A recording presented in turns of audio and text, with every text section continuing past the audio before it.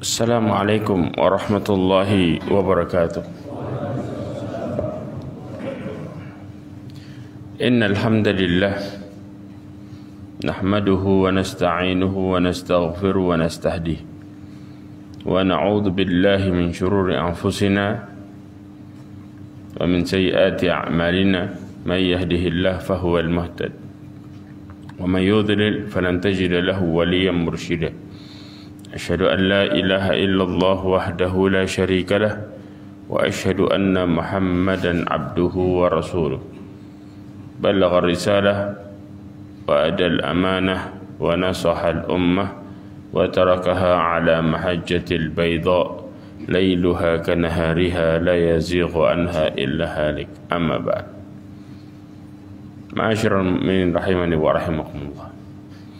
Alhamdulillah, kita bersyukur pada Allah Azza wa Jalla yang memberikan kita kenikmatan, di antaranya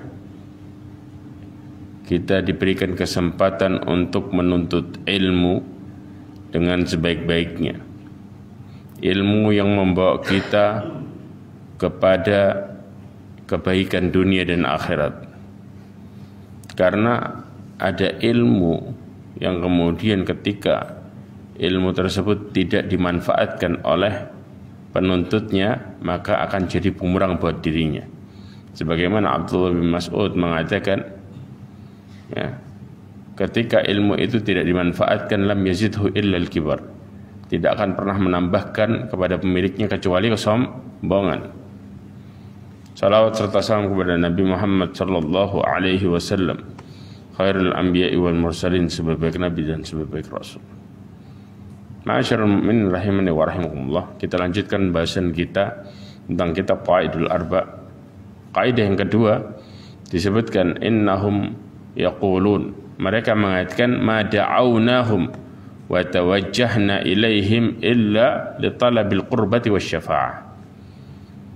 Orang-orang yang menyekutukan Allah itu punya alasan besar. Kami itu tidak berdoa kepada mereka dan menghadapkan wajah kami, mengarahkan kepada mereka, kecuali karena dua alasan. Apa? Untuk minta kedekatan kepada Allah dan minta syafaat, pertolongan. Ya.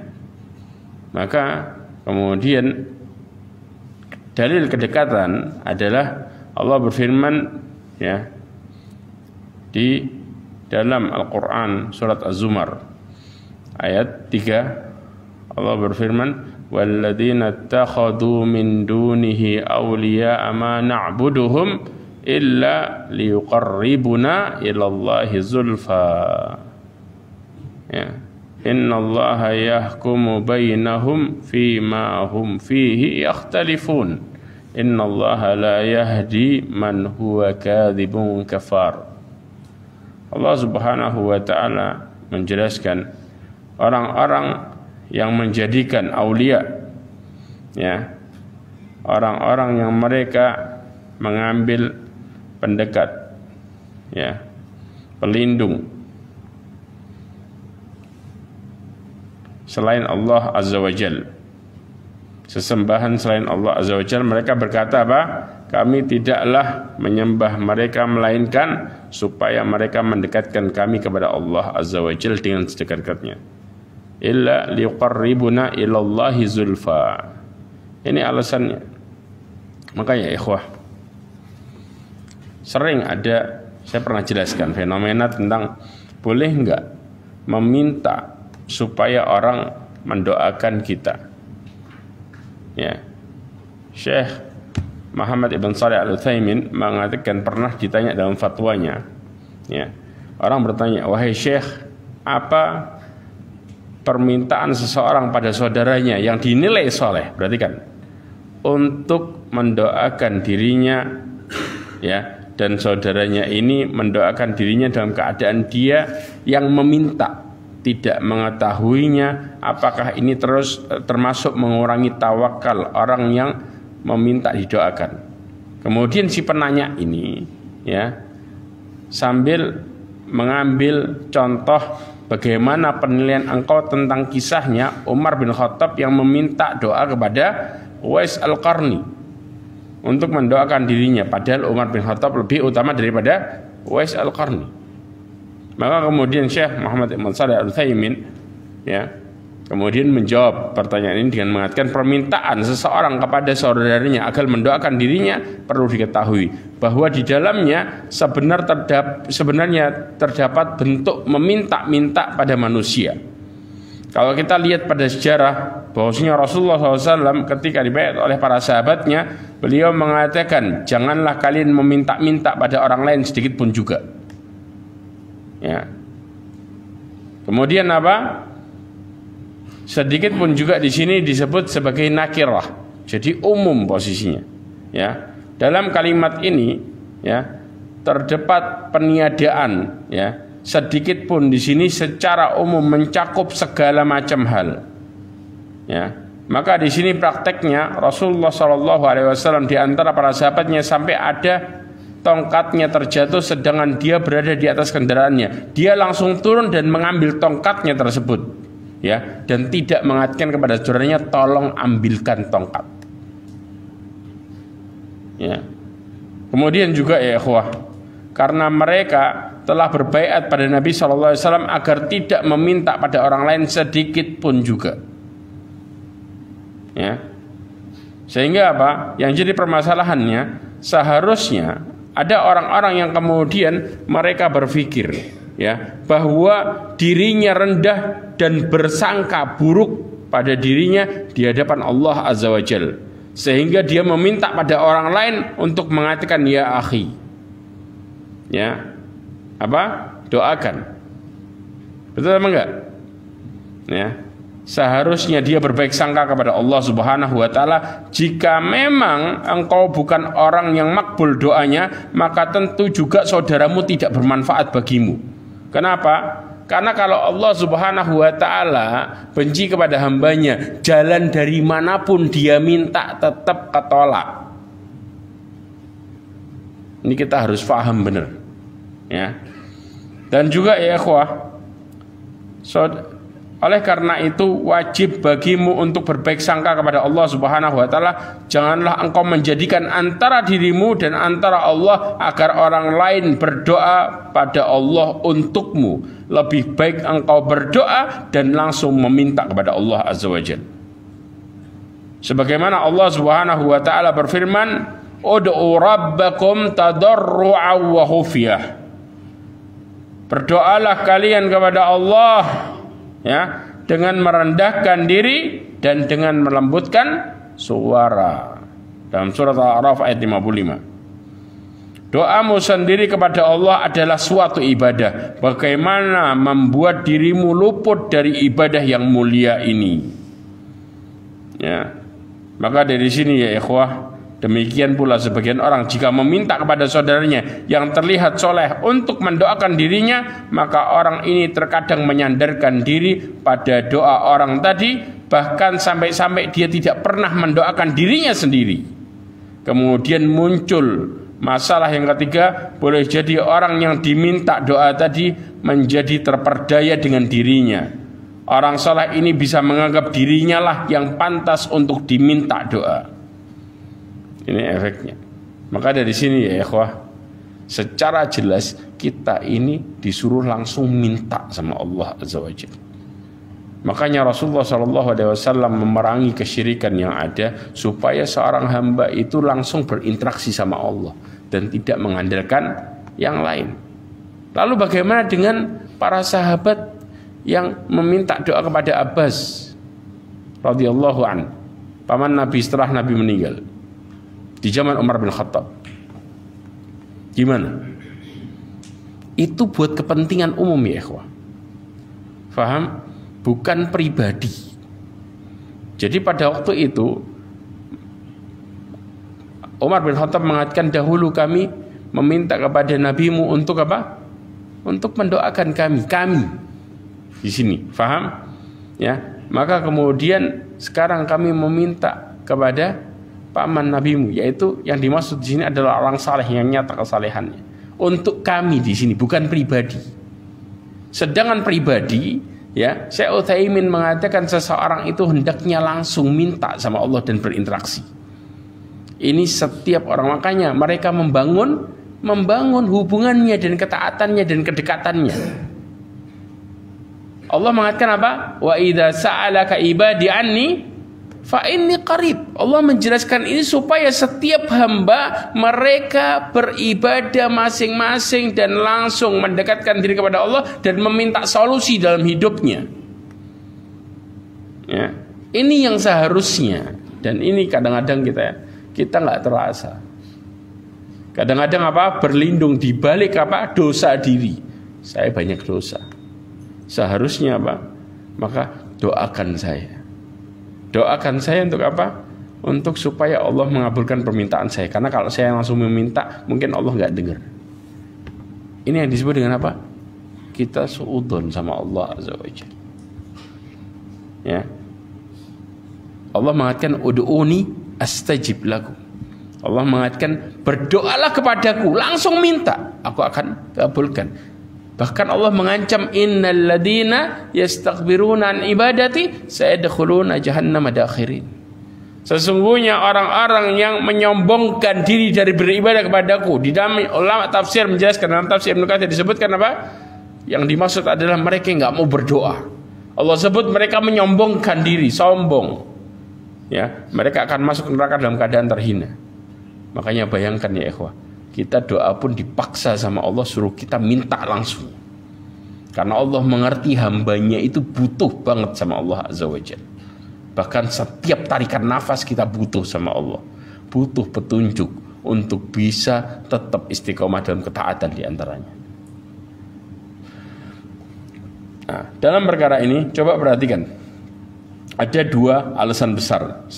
Mereka menjadikan Allah Subhanahu wa taala sebagai pendekat. Tapi lihat, Allah Subhanahu wa taala mengatakan innallaha yahkumu bainahum fima hum fihi yakhtalifun.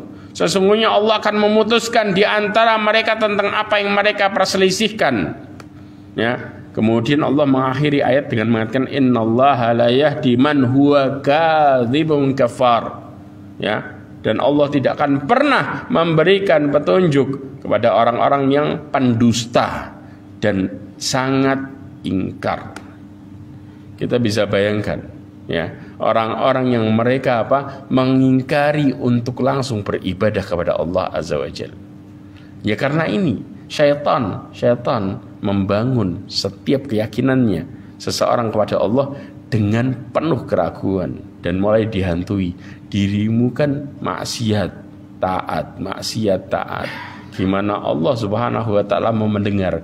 Sedangkan yang lainnya mereka jelas-jelas taat, setiap minta langsung terkabul. Kenapa kok nggak ke situ?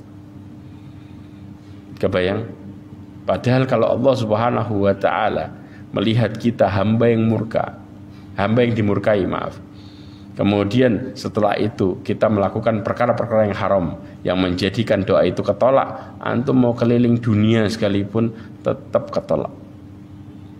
Ini menunjukkan bahwa Allah menyuruh kita untuk apa? Kembali dulu, balik pada ketaatan. Sebagaimana Allah mengatakan ya ibadiyalladzina asrafu ala anfusihim, wahai hamba-hambaku yang melampaui batas. Allah mengatakan la taqnatu mir rahmatillah, janganlah kalian putus asa dari rahmat Allah. Innallaha yaghfirud dzunuba jami'a. Allah itu mengampuni seluruh dosa. Maka kita diperintahkan untuk bersegera bertaubat. Allah mengatakan wasari'u ila maghfiratin mir rabbikum. Bersegeralah kalian menuju ampunan Allah Azza wa Jalla. Ya, ini menunjukkan bahwa kita disuruh untuk segera kembali kepada Allah Subhanahu wa taala dan tidak berdiam diri atas kondisi jauhnya kita kepada Allah. Kemudian yang kedua adalah sesembahan itu mereka berharap syafaat. Nah ini. Ya, Allah Subhanahu wa taala mengatakan dalam surat Yunus ayat 18. Allah mengatakan wa ya'buduna min dunillahi ma la yadhurruhum wa la yanfa'uhum. Allah berfirman dan mereka menyembah selain Allah daripada Allah apa yang tidak mendatangkan kemadaratan dan tidak juga mendatangkan manfaat. Kemudian wa yaquluna, mereka mengatakan apa? Haula'i syufa'una indallah. Mereka adalah pemberi syafaat bagi kami di sisi Allah. Bayang. Padahal yang mengizinkan pemberi syafaat siapa? Allah. Kita kalau ditanya secara jelas, kita akan kembalikan semua perkara kepada Allah. Tapi terkadang manusia berpikir secara liar. Kenapa? Mereka memikirkan kalau yang ini bisa ngasih syafaat buat dirinya, kenapa kok nggak bisa ngasih syafaat buat orang lain? Jadi berpikir tanpa dasar. Dan itu yang ditanamkan oleh syaitan sebenarnya. Supaya apa? Supaya benar-benar keyakinan kita sama Allah dibuat renggang sama syaitan. Ya. Makanya diistilahkan kalau nggak bisa belok kiri, belok kanan. Ya. Belok kanan tapi apa? Dijerumuskan. Dan itu yang terjadi ya ikhwah. Makanya berarti apa? Kalau diizinkan ngasih syafaat, oh berarti semua bisa diberikan. Tinggal langsung minta sama orangnya. Ya. Diistilahkan kalau nggak bisa ketemu langsung lewat ajudan. Ini manusia cara berpikirnya. Padahal Allah nyuruh langsung minta. Kalau kemudian mereka melakukan kesyirikan, ya, secara otomatis semua tertolak. Bahkan Allah SWT mengatakan innallaha la yaghfiru ayyushraka bihi wa yaghfiru ma duna dzalika liman yasha. Al-Imam Ibnu Qayyim menjelaskan bahwa ada 3 catatan dosa kelak di hari kiamat Allah bagi. Diwan la yaghfirullahu minhu syai'an. Kenapa? Di antaranya adalah dosa yang Allah nggak bakal ampuni sama sekali. Di akhir perkataannya, tidak akan pernah masuk surga nafsul kafir, ya, jiwa yang kafir. Allah Subhanahu wa taala mengatakan la yadkhulunal jannata la tufattahu lahum abwabus samawati la tufattahu lahum abwabus samawati wa la yadkhulunal jannata hatta yalijal jamalu fi samil hayat. Allah berjanji dengan mengatakan enggak akan pernah mereka dibukakan pintu langit. Ya, ayat ini berkaitan dengan apa? Ketika seseorang meninggal, orang kafir itu kata Rasulullah dalam hadis riwayat Imam Ahmad, mereka akan naik ke atas. Begitu sampai di langit pertama, kemudian dibacakan oleh Rasulullah SAW ayat ini, gak bakal dibukakan pintu langit dan gak bakal masuk surga sampai onta masuk ke lubang jarum. Ini menunjukkan apa? Mustahil. Kalau sudah seperti ini, mau cari pendekat juga gak dekat-dekat. Buktinya apa? Orang kafir mereka ketika dikatakan perintah la ilaha illallah, mereka terheran-heran. Kenapa?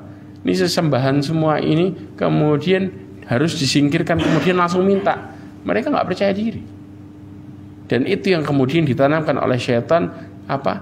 Ketidakpercayaan diri kita kepada Allah Azza wa Jalla secara langsung. Kita dibuat ragu begitu dahsyat. Makanya itu disebut dengan apa? Syubhat ya ikhwah. Syubhat yang syaitan lemparkan, ya, mereka lebih senang masukin ke dalam hati setiap manusia syubhat daripada syahwat. Karena kalau mereka masuk ke dalam perkara kemaksiatan sudah jelas mereka salah. Tapi kalau masuk ke dalam perkara syubhat, maka kemudian Allah mengatakan alladzina dhalla sa'yuhum fil hayatid dunya wa hum yahsabuna annahum yuhsinuna sun'a. Mereka merasa mereka melakukan yang terbaik, dan itulah yang dikehendaki oleh syaitan. Faham ya di sini? Sedangkan Allah Subhanahu wa taala memerintahkan kepada kita untuk meminta kedekatan, ya, dan juga meminta pertolongan langsung kepada Allah Azza wa Jalla. Dalilnya apa? Surat Al-Baqarah ayat 186. Allah mengatakan wa idza sa'alaka ibadi anni fa inni qarib ujibu da'watad da'i idza da'an. Ya, kalau hambaku bertanya tentangku, maka jawablah bahwa aku dekat dan aku menjawab doa hambaku ketika dia meminta. Kemudian yang berikutnya berkaitan dengan syafaat. Syafaat itu ada 2 jenis. Syafa'atu manfiyah wa syafa'atu muthbitah, kata muallif.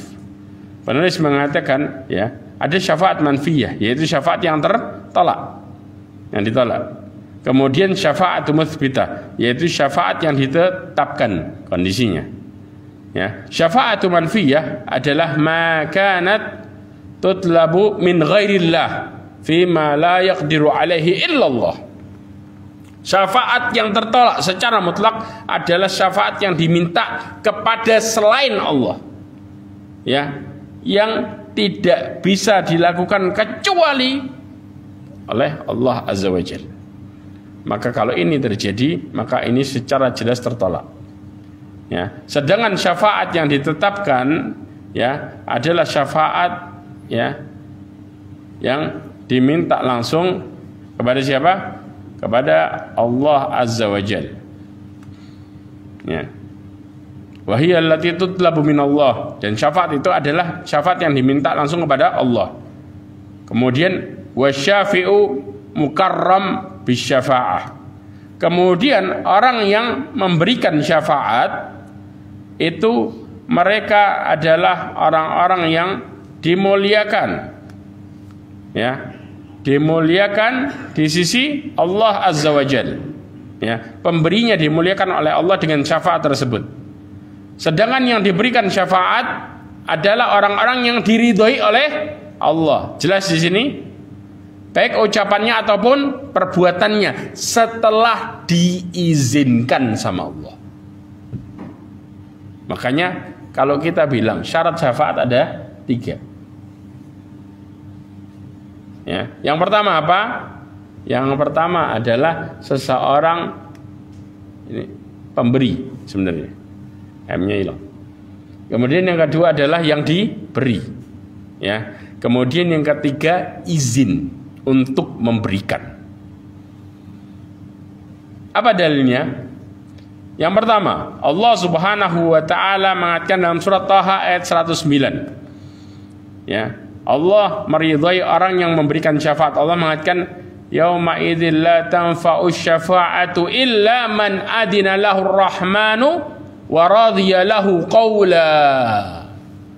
Allah berfirman pada hari itu tidak berguna syafaat kecuali syafaat orang yang Allah Maha Pemurah telah memberikan izin kepadanya. Ya, dan dia telah meridhai perkataannya. Jelas? Yang kedua, Allah meridhai orang yang diberikan syafaat. Kemudian ya'lamu ma baina aydihim wa ma khalfahum wa la yashfa'una illa liman irtada. Ini dikatakan dalam surat Al-Anbiya ayat 28. Nah, ini dalil yang pertama, kemudian yang tadi dalil yang kedua. Ini dalil yang pertama, Allah Subhanahu wa taala mengetahui segala sesuatu di hadapan mereka, yaitu para malaikat dan apa yang di belakang mereka. Kemudian mereka tidak memberikan syafaat melainkan kepada orang yang diridhai Allah Azza wa Jalla. Ya. Jadi para pemberi syafaat ini nggak akan bisa memberikan syafaat kecuali kepada orang yang diridhai oleh Allah Azza wa Jalla. Baru kemudian syafaatnya bermanfaat. Bahkan ya ikhwah, Rasulullah sallallahu alaihi wasallam pernah mengatakan dalam hadisnya yang diriwayatkan oleh Imam Bukhari, disebutkan, ya Rasulullah, man as'adun nas bi syafa'atika yaumal qiyamah. Wahai Rasulullah, siapa orang yang paling bahagia dengan syafaatmu pada hari kiamat? Rasulullah kemudian mengatakan, as'adun nas bi syafa'ati yaumal qiyamati man qala la ilaha illallah khalisan min qalbihi aw nafsihi. Orang yang paling bahagia kelak dengan syafaatku di hari kiamat adalah orang yang mengatakan la ilaha illallah dengan ikhlas karena Allah dari hatinya atau jiwanya. Kalau sudah mereka melakukan itu, maka mereka paling senang kelak. Kenapa? Karena syafaatnya sama Allah diizinkan. Karena ada enggak orang-orang yang kemudian kelak mengaku sebagai umatnya Rasulullah SAW dan mendekat kepada telaga? Ada enggak? Kemudian ketolak? Ada? Ada. Apa alasannya? Ketika malaikat menarik Rasulullah makin ummati, maka malaikat memberikan alasannya. Sesungguhnya dia yuharrifuna ba'dak, nyeleweng setelah meninggalnya dirimu. Jadi enggak disebut sebagai umatnya. mengaku mengikuti, tapi kemudian keluar dari ketaatan kepada Rasulullah, dari contoh yang benar.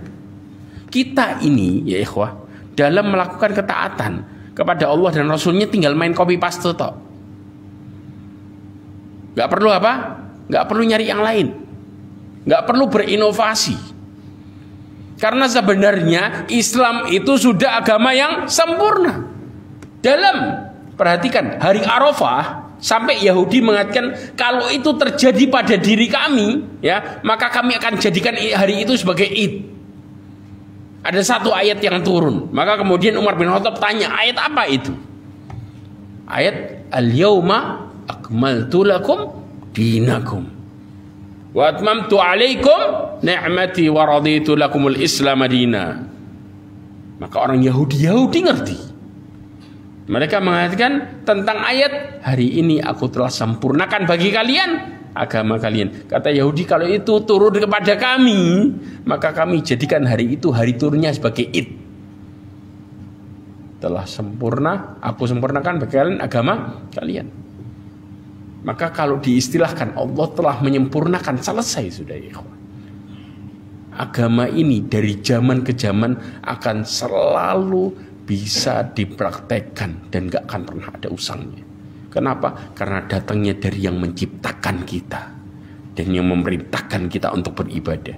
Makanya jadi mukjizat dan keajaiban yang sangat dahsyat.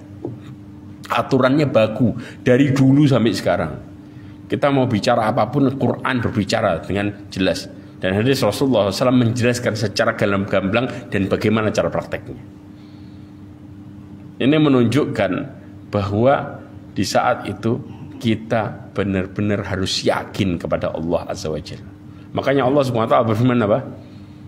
Dalam perkara ketaatan.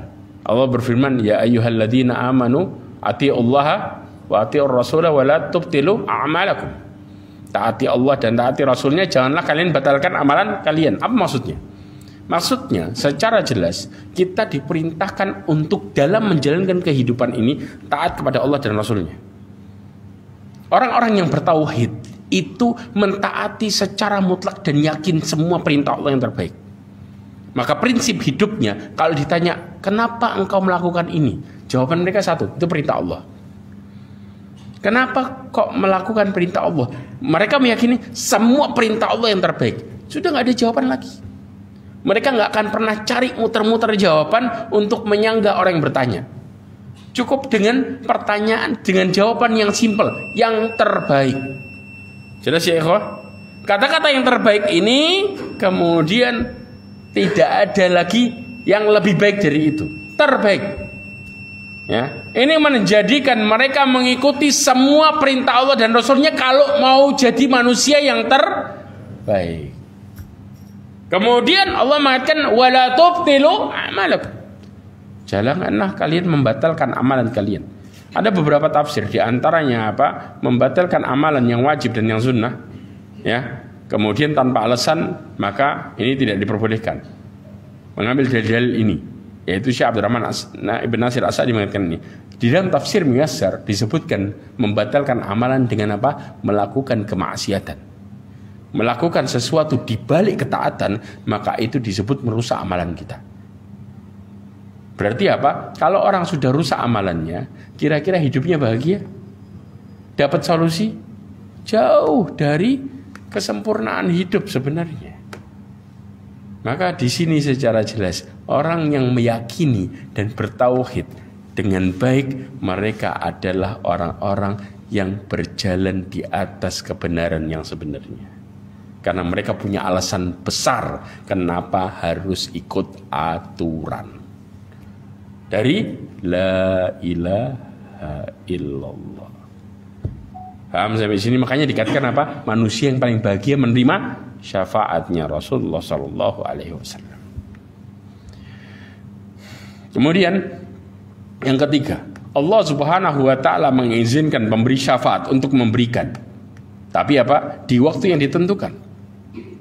Allah berfirman dalam surah Al-Baqarah ayat 255. Man dalladzi yashfa'u 'indahu illa bi'idnih. Ayat kursi. Ya. Tiada yang dapat memberikan syafaat di sisi Allah tanpa izinnya. Makanya perhatikan, ketika Rasulullah Shallallahu Alaihi Wasallam ya di padang mahsyar sujud lama, ini tanda apa? Rasulullah minta sama Allah, berdoa. Maka kemudian Allah mengatakan irfa ra'saka wasal tu'tah. Angkatlah kepalamu, mintalah dan engkau akan diberi. Wa qul yusma' washfa' tusyaffa.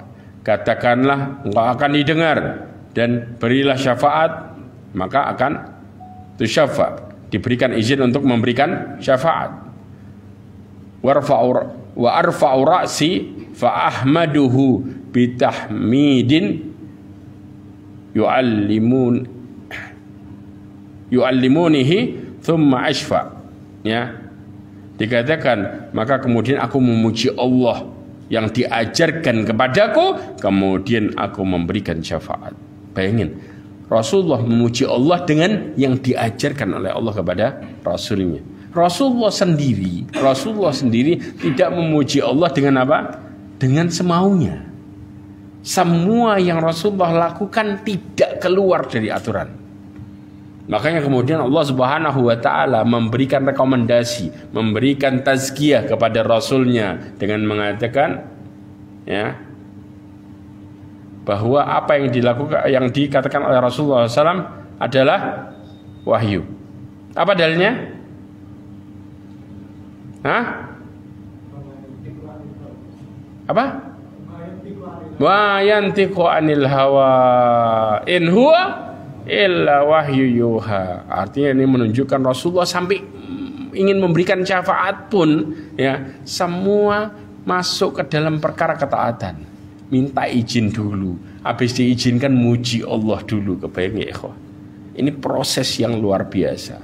Makanya kita seorang hamba Allah yang disuruh ngikutin, harusnya juga kalau ingin mendapatkan syafaat, dapat izin dari Allah untuk dapat syafaat Rasulullah SAW, harus ngikutin bagaimana Allah dan Rasulnya memerintahkan kita dalam hidup. Dan ingat ya ikhwah, konsekuensi kita menyelisihi Allah dan Rasulnya, Allah buat satu komponen di dalam hidup kita akan berpaling dari kita. Apa itu? Hati. Allah Subhanahu wa Ta'ala mengatakan dalam Al-Quran, ya ayyuhalladzina amanu stajibu lillahi walirrasuli idza da'akum lima yuhyikum. Wahai orang-orang yang beriman, jawablah panggilan Allah dan Rasulnya apabila memanggil kalian untuk kehidupan kalian. Tahu maksudnya? Jadi kalau kita diperintahkan sama Allah, maka jawab, lakukan. Tapi kalau kita mengingkarinya, putar balik, Allah mengancam dengan mengatakan wa'lamu annallaha yahulu bainal mar'i wa qalbi. Ketahuilah Allah bisa memisahkan seseorang dengan hatinya. Hati kita nggak bakal jalan sama kita kalau kita berkhianat sama Allah. Jangan jauh-jauh lah. Tiap hari kadang-kadang kita ngerasain. Salat datang, kita takbiratul ihram, kemana tuh hati? Hati kemana coba? Kepengen kita apa? Khusyuk. Betul apa enggak? Hati kita sejalan enggak? Enggak. Itu terjadi karena kita enggak sejalan sama Allah dan Rasulnya. Begitu kita ingkar, maka Allah buat hati kita berkhianat sama kita sendiri. Bahkan enggak tanggung-tanggung, Allah buat sekitar kita berkhianat sama kita.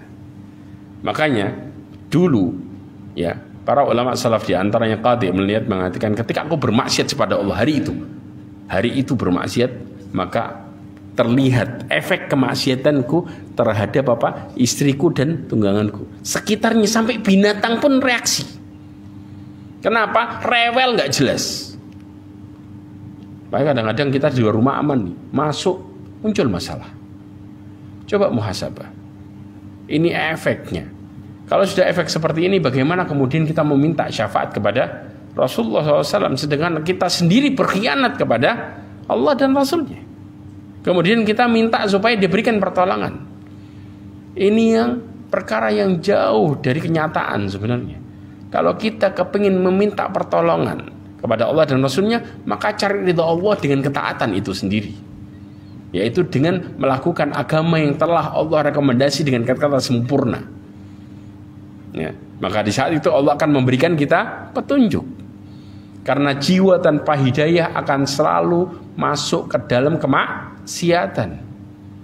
Ya, sebagaimana Allah mengatakan di dalam surat Yusuf ayat 53. Ketika Nabi Yusuf ya menyanggah tentang perkataan Zulaiha, ya, yang kemudian menuduhnya apa? Menggodanya.